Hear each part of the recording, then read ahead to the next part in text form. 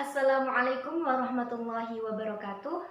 Perkenalkan, nama saya Nur Humaida, NIM 201934015. Cause I'm in the stars tonight. So watch me bring the fire, set the night light.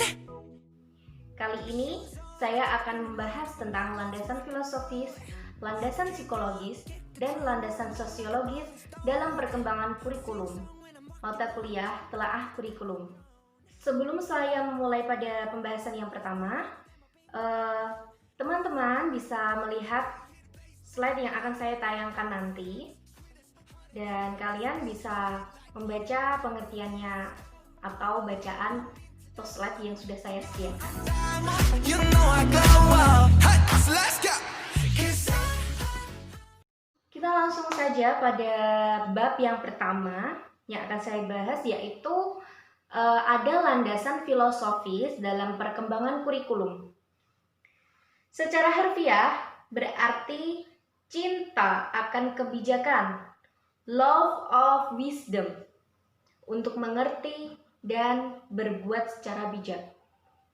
Pengertian umum filsafat adalah cara berpikir secara radikal, menyeluruh dan mendalam.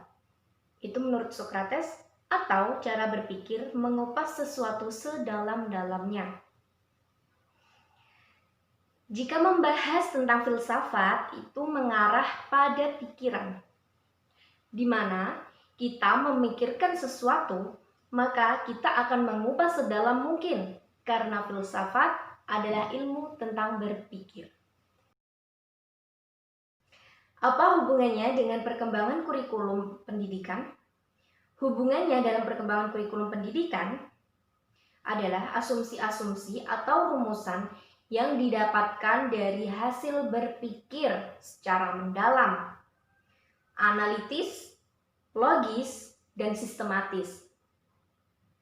Dalam kurikulum pendidikan memang perlu disusun secara sistematis tentang kurikulum itu sendiri. Supaya apa? Supaya anak-anak atau peserta didik lebih mudah menerima pembelajaran dengan alasan yang logis dan mudah dipahami, atau lebih mudah dicerna gitu. Kemudian filsafat akan menentukan arah kemana peserta didik akan dibawa. Mengapa? Karena filsafat merupakan perangkat nilai-nilai yang melandasi dan membimbing ke arah pencapaian yang dituju dalam pendidikan. Nah, landasan filosofis pendidikan ini ada beberapa bagian. Yang pertama, ada landasan filosofis dalam pengembangan kurikulum, ada idealisme. Yang pertama, menurut filsafat idealisme bahwa kenyataan atau realitas pada hakikatnya adalah bersifat spiritual daripada bersifat fisik, bersifat mental daripada material. Maksudnya apa? Maksudnya tujuan pendidikan itu harus dikembangkan pada upaya pembentukan karakter bakat anak. Kurikulum ini dirancang untuk menyiapkan keterampilan bekerja melalui proses pendidikan yang praktis. Bagi para pendidik harus mampu menciptakan lingkungan yang kondusif dalam pelaksanaan pendidikan. Yang kedua, ada landasan filosofis pendidikan realisme. Menurut filsafat realisme, memandang bahwa dunia atau realitas adalah bersifat materi. Berbeda dengan idealisme ya, karena segala sesuatu bersifat materi, maka tujuan pendidikan hendaknya dirumuskan terutama diarahkan untuk melakukan penyesuaian diri dalam hidup dan melaksanakan tanggung jawab sosial. Nah, berbedanya dengan idealisme itu realisme lebih kelihatan nyatanya, dibuktikan dengan kenyataannya itu seperti apa. Kalau idealisme lebih ke spiritual maupun ide-ide yang memang sangat diperlukan dalam pembentukan kurikulum, tapi berbeda dengan landasan filosofis pendidikan realisme ini. Karena landasan filosofis pendidikan realisme ini lebih pada kenyataan, pada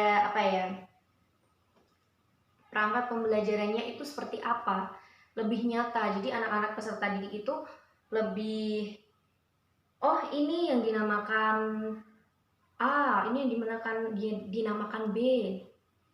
Tidak hanya ucapan saja, ataupun dengan pemikiran atau ide-ide imajinasi yang mereka bayangkan, tapi diperlihatkan seperti itu. Kemudian ada landasan filosofis pendidikan pragmatisme. Filsafat pragmatisme memandang bahwa kenyataan tidaklah mungkin dan tidak perlu. Nah, ini berbeda dengan idealisme dan realisme ya. Karena pragmatisme itu tidak menganggap kenyataan dan tidak memerlukan tentang kenyataan. Yang penting ya bisa merancang anak-anak atau peserta didik untuk mengikuti atau mengikuti tujuan pendidikan yang sudah diciptakan seperti itu. Kemudian ini ada selanjutnya, ada landasan filosofis pendidikan nasional. Pancasila menjadi landasan dan arah pendidikan nasional. Nah, karena Pancasila adalah dasar negara, juga sebagai landasan dan arah pendidikan nasional. Jadi pendidikan itu kita diarahkan pada Pancasila. Tujuan kita harus sesuai dengan Pancasila. Karena kita mempunyai dasar negara ya. Kemudian ada Undang-Undang Nomor 20 Tahun 2003 tentang Sistem Pendidikan Nasional merumuskan pendidikan nasional berdasarkan Pancasila dan Undang-Undang Dasar Negara Republik Indonesia tahun 1945. Pendidikan nasional berfungsi mengembangkan kemampuan dan membentuk watak serta peradaban bangsa yang bermartabat dalam rangka mencerdaskan kehidupan bangsa, bertujuan untuk berkembangnya potensi peserta didik agar menjadi manusia yang beriman dan bertakwa kepada Tuhan Yang Maha Esa, berakhlak mulia, sehat, berilmu, cakap, kreatif, mandiri, dan menjadi warga negara yang demokratis serta tanggung jawab. Pasal 2 dan 3. Selain Undang-Undang Nomor 20 tahun 2003, juga dalam alinea keempat di pembukaan Undang-Undang Dasar ya, itu juga ada beberapa tujuan pendidikan juga. Salah satunya ini dicantumkan di Undang-Undang Nomor 20 mencerdaskan kehidupan bangsa. Jadi tujuan pendidikan itu untuk apa? Jadi kita sebagai bangsa Indonesia harus cerdas. Karena di pembukaan atau alinea keempat pembukaan Undang-Undang Dasar itu ada kata-kata mencerdaskan kehidupan bangsa. Nah, kita sebagai calon tenaga pendidik, kita harus bisa untuk mencerdaskan generasi selanjutnya. Dan kita juga harus cerdas tentunya. Ya, begitu ya teman-teman. Selanjutnya ada manfaat filsafat pendidikan. Nasution tahun 1982 mengidentifikasi beberapa manfaat filsafat pendidikan, yaitu yang pertama ada filsafat pendidikan dapat menentukan arah akan dibawa kemana anak-anak melalui pendidikan di sekolah. Kedua, ada tujuan pendidikan yang diwarnai oleh filsafat yang dianut, kita mendapat gambaran yang jelas tentang hasil yang harus dicapai. Mengapa kurikulum itu harus dibuat? Karena apa?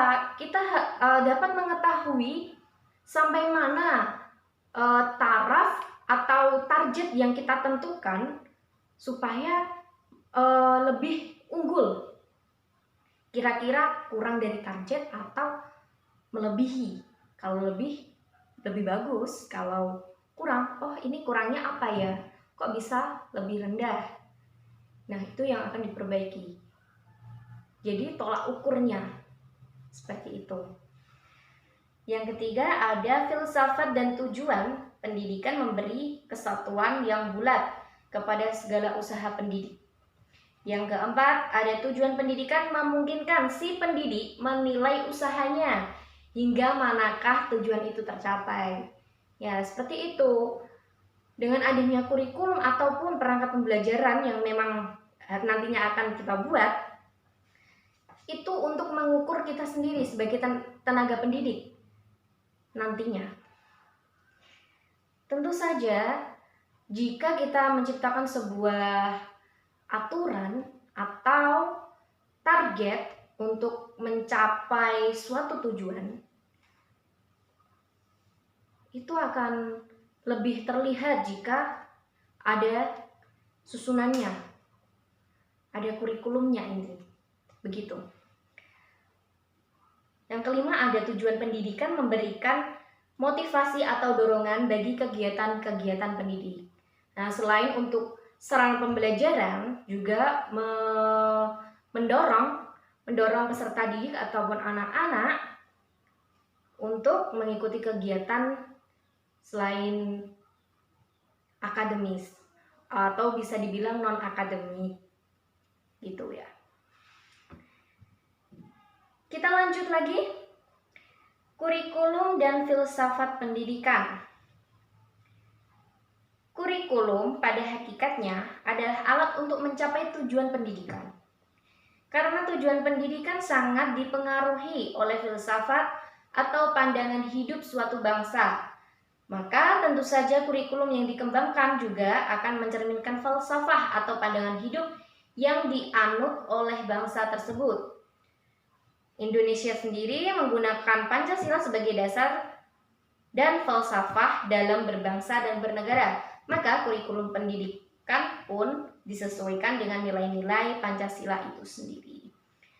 Jadi dari pendidikan dasar ya, SD ataupun MI memang sangat diperlukan, memang sejak dini lah ditanamkan nilai-nilai Pancasila itu sendiri. Kan ada 5 ya, ketuhanan yang Maha Esa, spiritual, kemanusiaan yang adil dan beradab, sosial, persatuan Indonesia, cinta tanah air, dan semua suku bangsa, keberagaman, kerakyatan yang dipimpin oleh hikmat kebijaksanaan dalam permusyawaratan perwakilan, mengajak anak untuk bermusyawarah, itu diajarkan.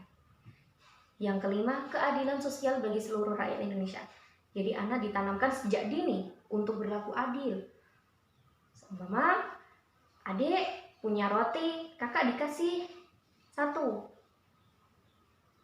Atau kita sebagai orang tua nantinya jika ada roti 1, punya anak 2, dibagilah supaya adil. Gitu. Itu merupakan pembelajaran sejak dini ya. Selanjutnya, ada landasan psikologis dalam pengembangan kurikulum. Nah, ini ada landasan psikologis. Kenapa harus ada landasan psikologis? Nih, mungkin nanti akan saya bahas setelah ini ya. Kurikulum merupakan suatu program pendidikan yang berfungsi sebagai alat untuk merubah perilaku peserta didik atau siswa ke arah yang diharapkan oleh pendidikan. Maka tentu saja dalam mengembangkan kurikulum pendidikan harus menggunakan asumsi-asumsi atau landasan yang bersumber dari studi ilmiah bidang psikologi. Nah, ilmu psikologi itu adalah tentang kejiwaan mental seorang anak. Dalam pendidikan pun diperlukan ilmu psikologis, di mana kita akan mengetahui mental anak. Oh, anak ini sedang tertekan. Oh, anak ini tidak memahami apa yang kita ucapkan. Jadi kita harus memahami pola pikir anak secara tidak langsung atau jiwa anak seperti apa, seperti itu. Karena setiap anak mempunyai jiwa yang berbeda-beda. Ya.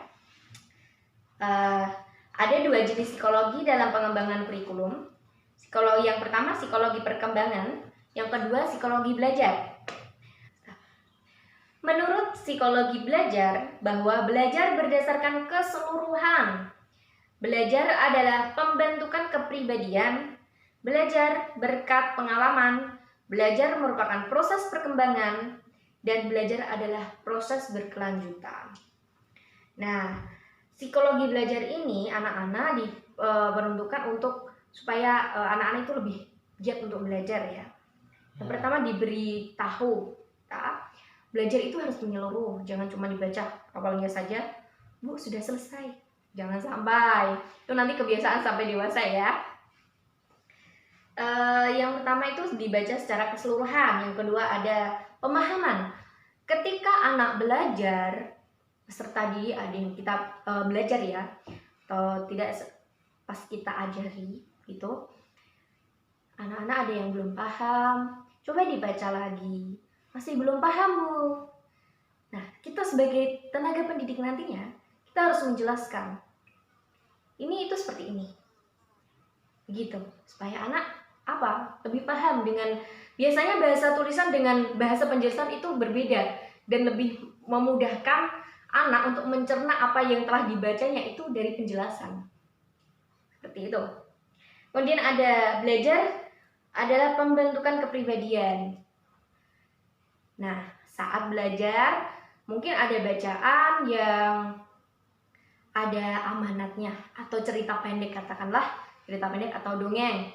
Anak-anak itu harus didampingi saat membaca itu, atau nanti setelah anak-anak membaca bisa disuruh untuk berkomentar. Apa yang kamu dapatkan dari cerita itu? Bagaimana sifat kelinci? Bagaimana sifat kura-kura? Seperti itu. Jadi anak-anak itu mengambil nilai positif, harus mengambil nilai positif. Dan jika ada anak yang salah paham, wah kelinci itu hebat, oh kamu mau jadi seperti kelinci, janganlah, kelinci itu sombong. Ini contoh cerita kelinci sama kura-kura ya, yang lomba lari. Seperti itu. Ini kelinci itu kan larinya cepat. Nah, jika ada anak yang salah paham atau kurang memahami cerita, kita perlu untuk menjelaskan supaya anak tidak mengikuti hal yang negatif seperti itu. Nah, selanjutnya ada belajar berdasarkan pengalaman. Nah, pengalaman ini sangat diperlukan untuk belajar. Walaupun kita sudah belajar duduk di sini, depan ada buku, baca saja, oke. Tapi kita tidak punya pengalaman, maka kita akan kekurangan sosialisasi dengan orang.